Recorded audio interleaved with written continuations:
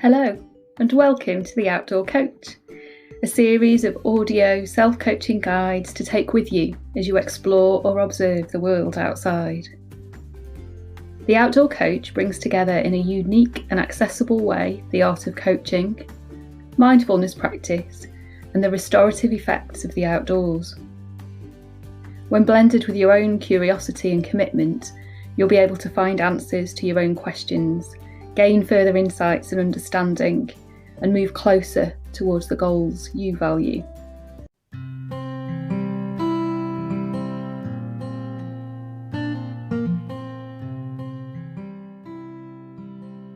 Hello and welcome to The Outdoor Coach. In this episode, I'll be taking you through some outdoor coaching which focuses on cultivating self-compassion. And what I mean by that is treating yourself with the same kindness, care and understanding that you would show to a close friend if they were struggling. I thought an episode on self-compassion would be particularly useful at this time because we're all making adjustments in one way or another to our lives to varying degrees and with different effects as well.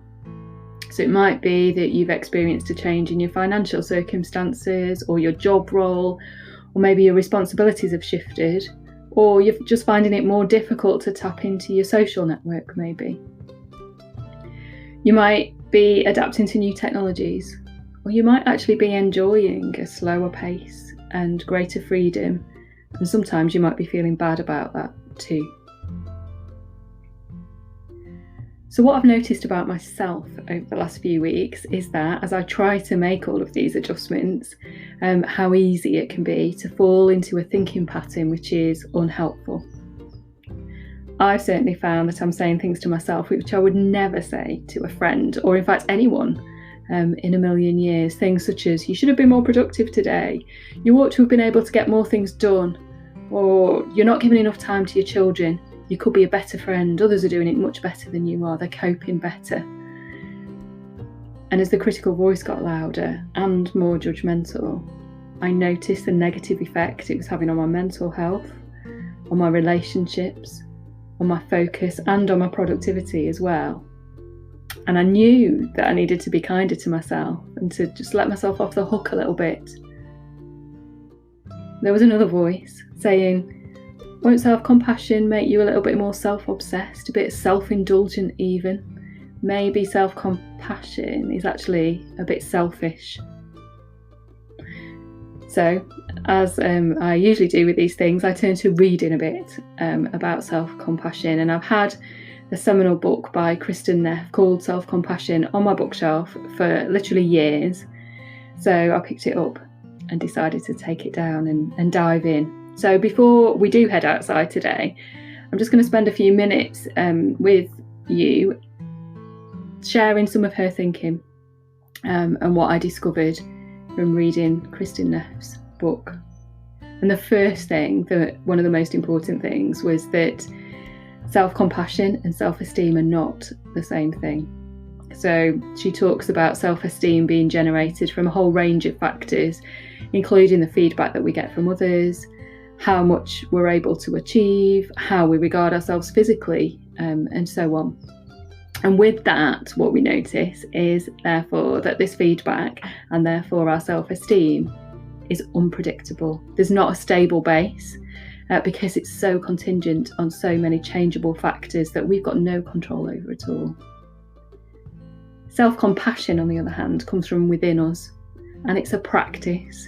And it's something which we can develop and which is accessible to all of us, regardless of the situation that we're in, however difficult that might be, or however changeable that might be. So I'll come on to what practice might mean in a little bit. So there are three elements of self-compassion, and these are mindfulness, kindness, and common humanity. So I'll just go through them each in turn very quickly. So mindfulness is very simply our awareness, and an awareness that we might be struggling right now.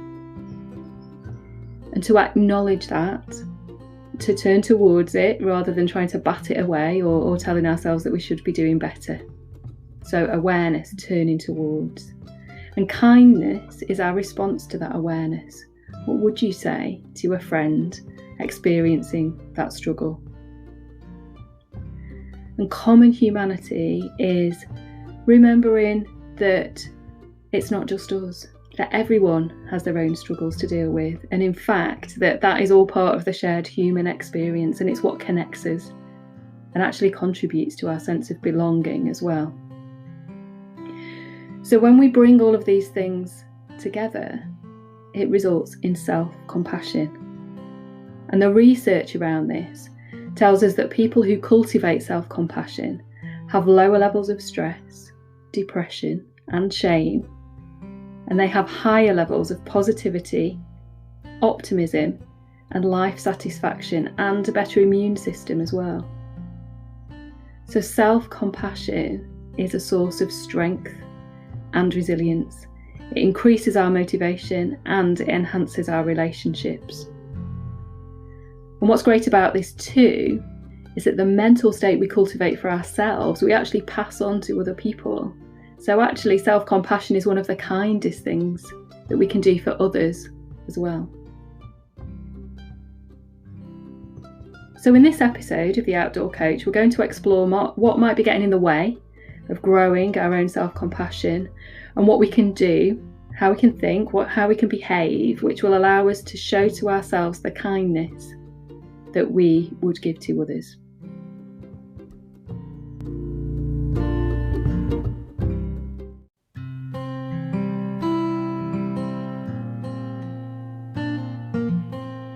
So take a moment to think about a time when you think self-compassion would have been a useful resource for you. Bring it to mind so that you can have a look at it while we're outside.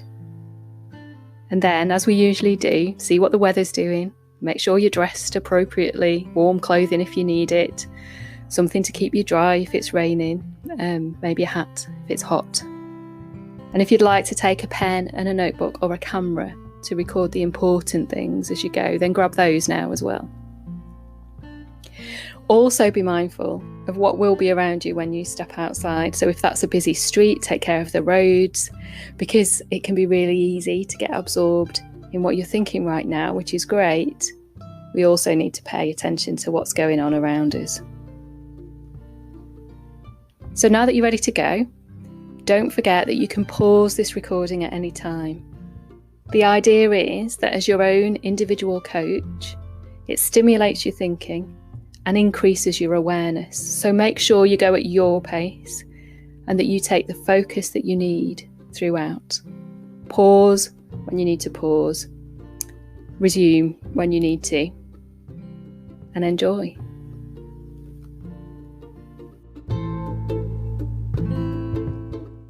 So as you step outside, take a moment to pause and to breathe. Notice what's going on in your body right now. How are you feeling? Notice where there is ease in your body, and notice if you feel any tension. Take a big breath in and breathe out fully. Do this a few more times and maybe stretch if you'd like to.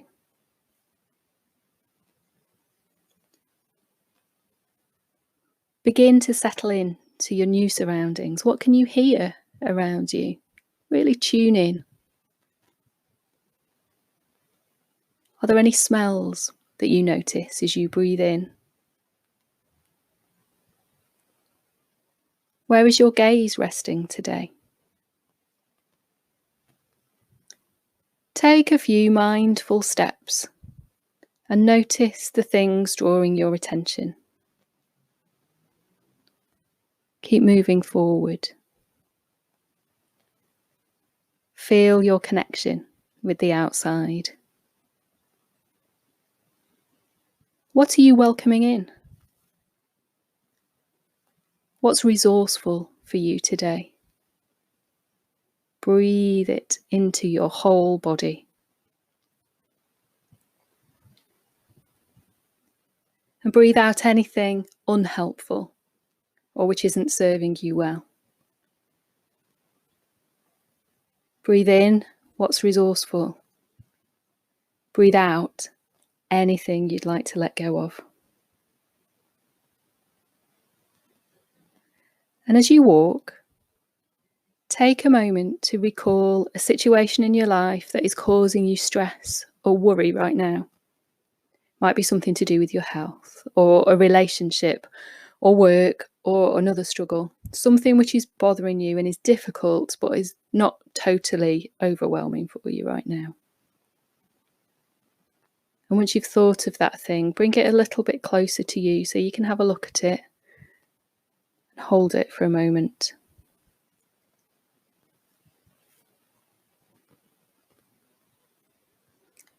And now look up. You might see or hear something in your surroundings which helps you connect to that situation in some way. It might be an object you can see which is far away maybe, or close by.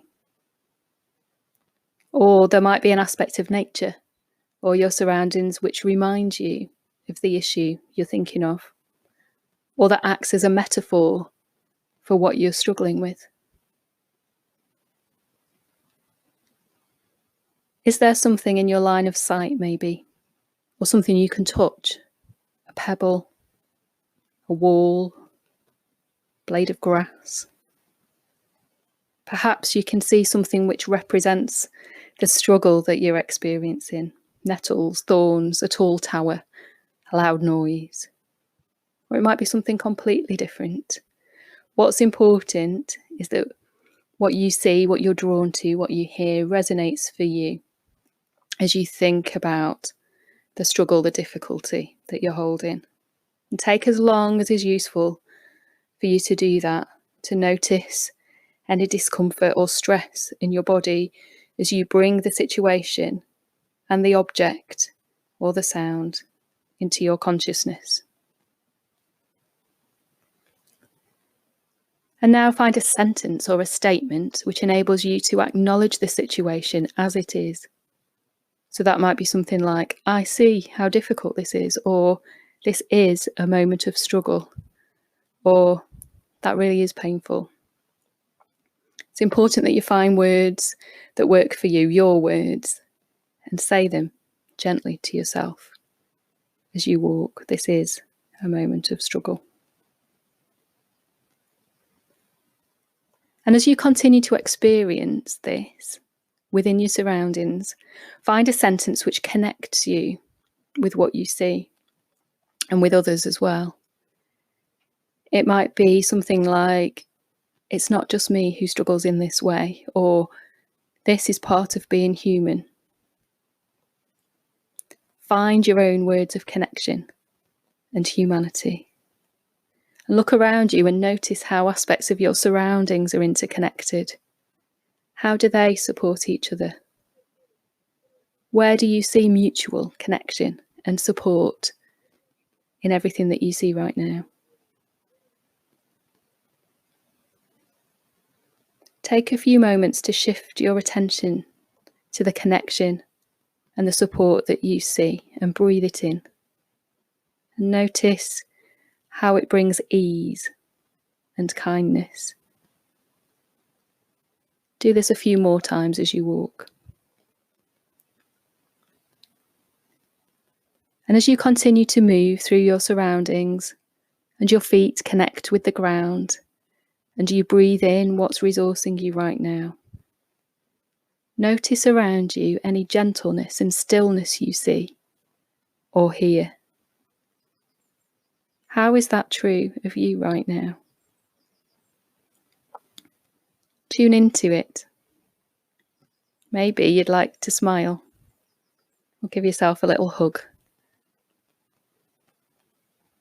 And as you do that, say gently to yourself some words which feel right for you.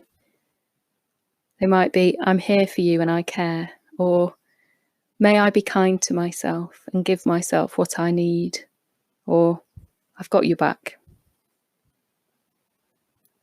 Perhaps there are some particular words of kindness which will be useful for you right now in this difficult situation. Think of them now and say them to yourself with gentleness and warmth. And it might be that it's tricky to find words which feel okay.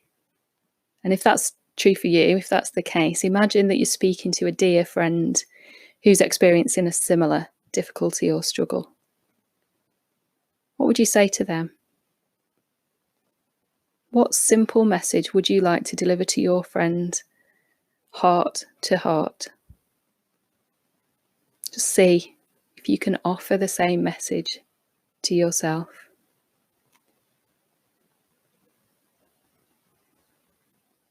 And as you keep walking, notice the lightness in your body.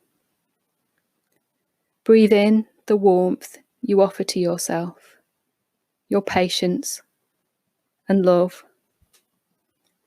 Breathe in the connectedness and the beauty of your surroundings.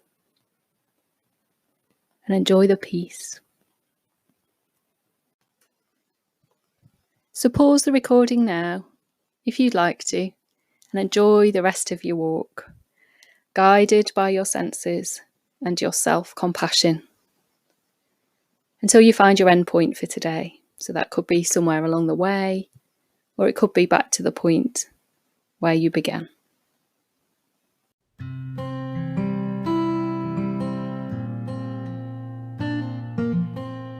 So how are you doing right now? I hope you enjoyed your walk. How did it go? What is different for you right now, particularly in relation to self-compassion? You might want to grab a notebook and a pen and jot a few things down. I'm going to share a few questions that might be useful for you to consider as you absorb what's different and what you might want to take away from your experience today.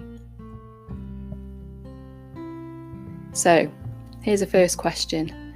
How would your life be different for you and for the people around you if you were to give yourself the compassion that you need and that you give to others?